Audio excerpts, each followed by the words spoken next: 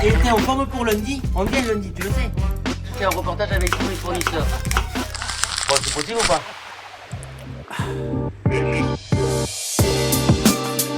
Bonjour les amis, on continue notre tournée fournisseur et là on est chez un domaine qui, une maison on va dire qui me touche profondément. Je vais vous donner deux indices.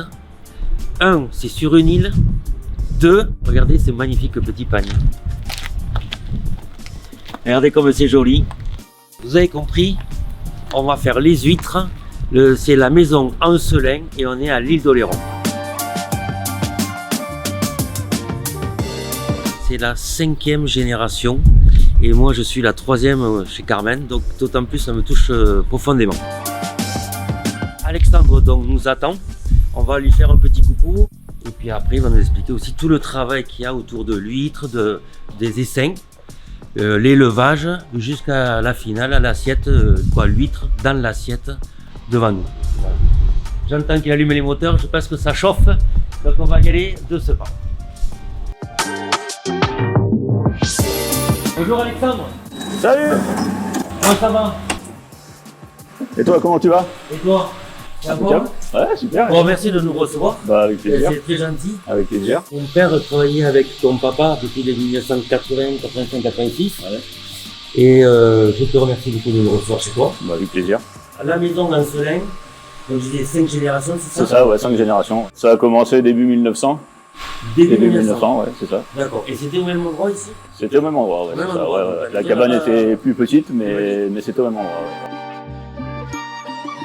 Moi, ça fait, j'ai passé un bac pro donc pour faire le métier, et donc je l'ai passé dans les années 2000. Ici à Bourse-Franc, ouais. À Bourse-Franc ici. Ouais, c'est ça. Et on va dire que depuis 25 ans, comme on est en 2025, depuis 25 ans, je travaille ici. Et j'ai repris vraiment après mes parents là depuis 8 ans. Donc là, tout le parc Sépulteur est ici, c'est ça? Donc on a des parcs ici en Charente-Maritime, on a des parcs en Bretagne et en Normandie. Bon. Alors, je pense qu'il faut que tu nous aiguilles un peu parce que je pense que nos amis ne savent pas exactement comment ça se passe. Ouais. Est-ce que tu peux nous expliquer, par exemple, des dessins de la naissance? Ouais. Et jusqu'à la vente? Ouais, jusqu'à la... Donc les huîtres, donc... Combien d'étapes en fait, pour de la naissance jusqu'à la vente, il faut compter 4 ans. 4 ans. Pour manger une huître, l'huître que tu manges dans ton restaurant quoi, elle a 4 ans. Donc les larves d'huîtres viennent se fixer sur des collecteurs, on appelle ça des collecteurs. Et ensuite, au bout de 6 mois à peu près, on va lever ces collecteurs, on va les gratter pour récupérer le naissin, donc les toutes petites huîtres. D'accord. Et ensuite, on les gratte, on les met en poche, dans des poches d'huîtres, les sacs grillagés comme tu as pu voir peut-être un peu partout, voilà, avec des toutes petites mailles. Et puis au fur et à mesure que les huîtres vont grossir, on va les dédoubler, on appelle ça dédoubler, donc ça veut dire qu'au départ il y a peut-être 2000 huîtres dans une poche, puis plus elles vont grossir, il faut mettre moins d'individus, sinon la poche exploserait quoi, il y aurait trop d'individus dans la poche. Donc on réduit, on les passe à 1000 par exemple, après on les passe à 500, et puis après quand ils sont plus grosses, on les passe à 200 ou 150 huîtres. Les huîtres naissent ici, elles vont rester en Charente-Maritime jusqu'à 3 ans on va dire. 3 ans? Ouais. Donc l'élevage principal, c'est pas ici. Hein. Ouais, c'est ça. Et après, j'ai une partie qui peut aller en Bretagne aussi, parce qu'en Bretagne, on a des parcs où ça pousse quand même ça pousse assez vite. Donc il y a une partie qu'on met aussi en Bretagne. Et ce qu'il faut savoir, donc, c'est que la dernière année, donc. C'est à toi, ça t'appartient. Ouais, c'est des parcs qui sont à moi, ouais. D'accord.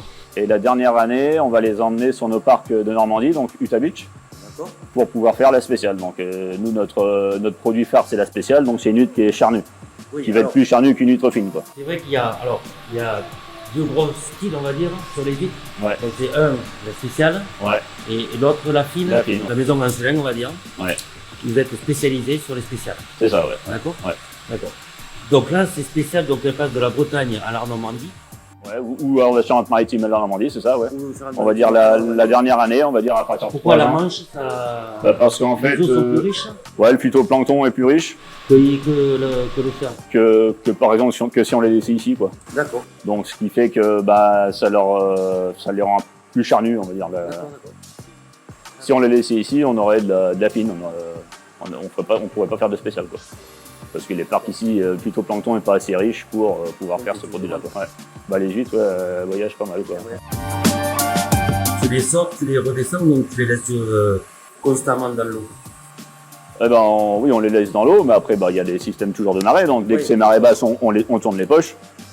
Donc, on appelle ça virer les poches, pour leur permettre de pousser correctement, de faire des huîtres rondes.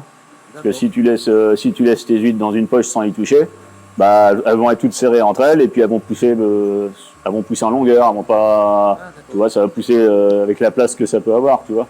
Donc, à chaque marée, ouais, c'est ça. Et puis, toutes celles qui sont sur le dessus de la poche vont pousser. Puis celles qui sont en dessous, vont être un peu coincées parce qu'il y a des autres qui sont au-dessus d'elles. Donc, on retourne les poches pour permettre à celles qui sont en dessous de se retrouver dessus aussi, quoi. Est-ce qu'il y a une saison pour les essaims? Pour le messin, ouais. Il y a une saison? Ouais.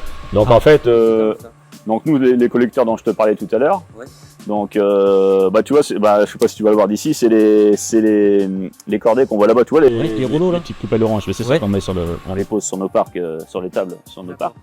Et donc les larves, au mois de juillet, à peu près quand l'eau commence à se réchauffer, donc à partir de plus de 18 degrés, on va dire, et vont émettre ces gamètes dans l'eau. Et ces gamètes-là vont se rejoindre, ou pas, quoi. Mais si elles se rejoignent, ça forme une larve, ça tombe. Et si ça tombe sur un caillou ou sur un support, ça va former une huître. Si ça tombe sur le sol, ça meurt, quoi. Au bout de 6 mois, à peu près, ça dépend le développement. Hein. On va les ramener, les gratter, pour les mettre en poche. Donc voilà, c'était ça que je voulais te dire, c'était que ça se fait, c'est au mois de juillet, quoi. C'est au mois de juillet. Ouais.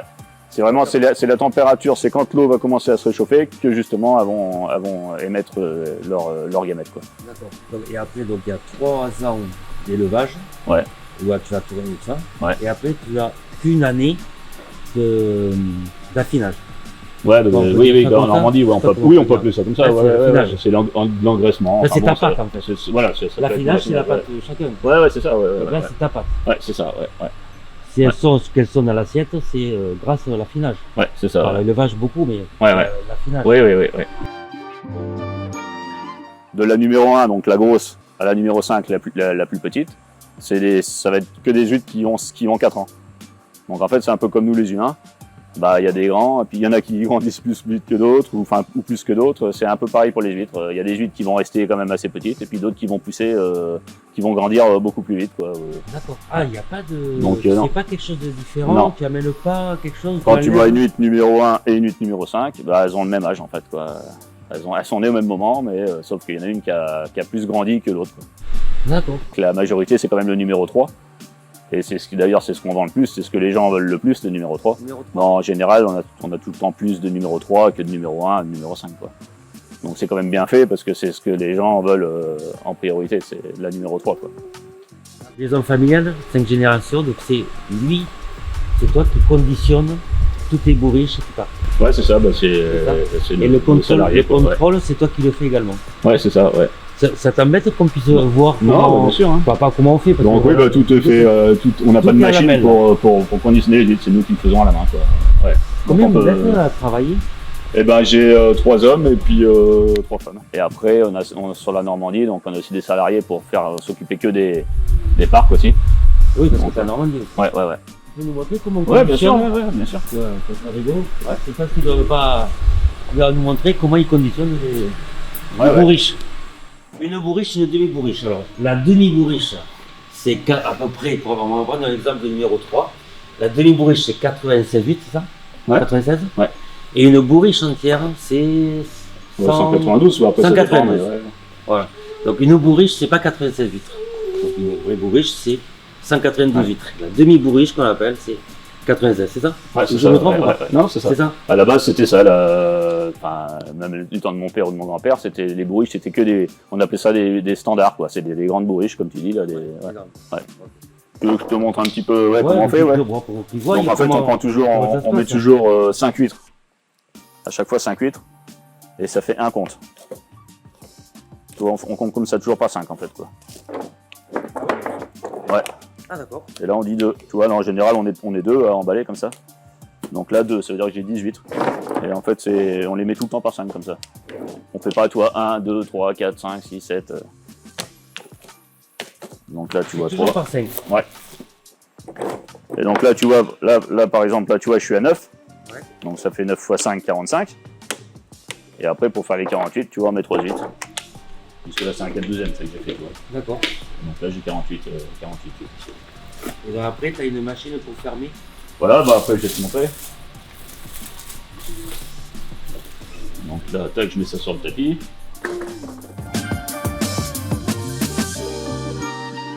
Donc voilà. Donc là, en général, je mets mon étiquette sur le côté. Ah ouais. Là, il est prêt à partir. Je le mets sur ma palette et puis il part chez Et voilà. Carmen à Toulouse. Tout fait maison. Ouais. Il n'y a C'est pas ça. de machine, regardez, il n'y a pas de machine, il y a juste. C'est ça. Familial.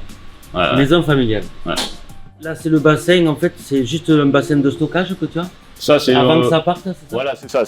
On appelle ça un dégorgeoir ou un bassin de purification.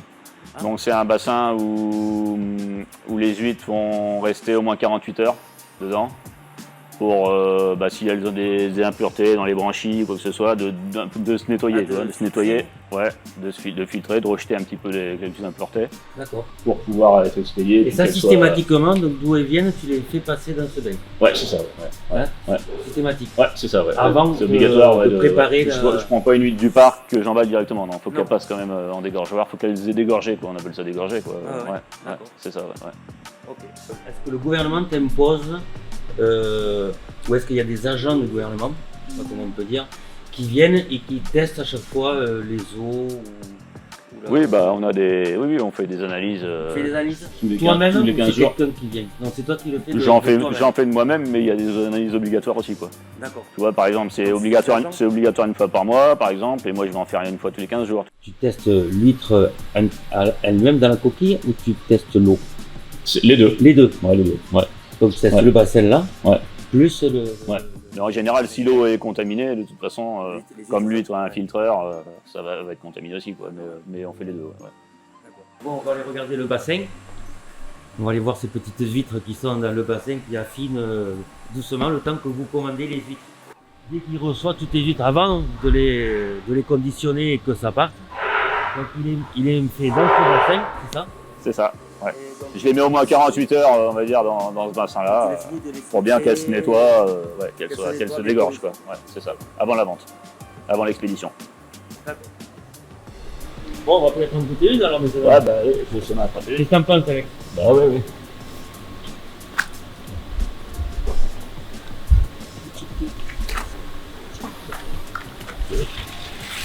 Voilà, juste sorti de l'eau. Elles sont jolies, hein? Elles sont belles. Et ça, pour que tu arrives à avoir une coquille possible, Aussi lisse. jolie, ouais. Bah ça Il y a c'est. quoi, c'est quoi? C'est la marée qui les Ouais, lisse? c'est ça. C'est les courants, le vent, qui fait que. Oh là là. Bah, c'est joli. dans les poches, elles vont se frotter en fait. Tu vois, Ah, et elles donc vont se c'est frotter et ce du coup ça va les frottement rendre lisses comme ça. et la marée qui fait que la coquille elle arrive à être Ouais. aussi Dur jolie. quoi. dur et lisse comme ça, ouais. On va y aller, on va pas te déranger plus longtemps. Non. Je te remercie pour tout. J'espère qu'on va se revoir. Je sais qu'on on va se revoir Ouais, parce qu'on va continuer à travailler ensemble. Bah oui. Ben, j'espère peut-être un jour chez Carmen. Ouais. Et écoute, je te dis à très bientôt. Bah ouais, super, merci. Et merci beaucoup. Puis bah tiens, bah. Et félicitations. Et je te dis à très bientôt. Ok, ça marche. Ouais. Bah merci. Merci Alex. À bientôt. Bon les amis, je vous dis chez Carmen pour cette petite dégustation d'huîtres qu'on va se faire ensemble. Je vous embrasse. Je vous dis à très bientôt.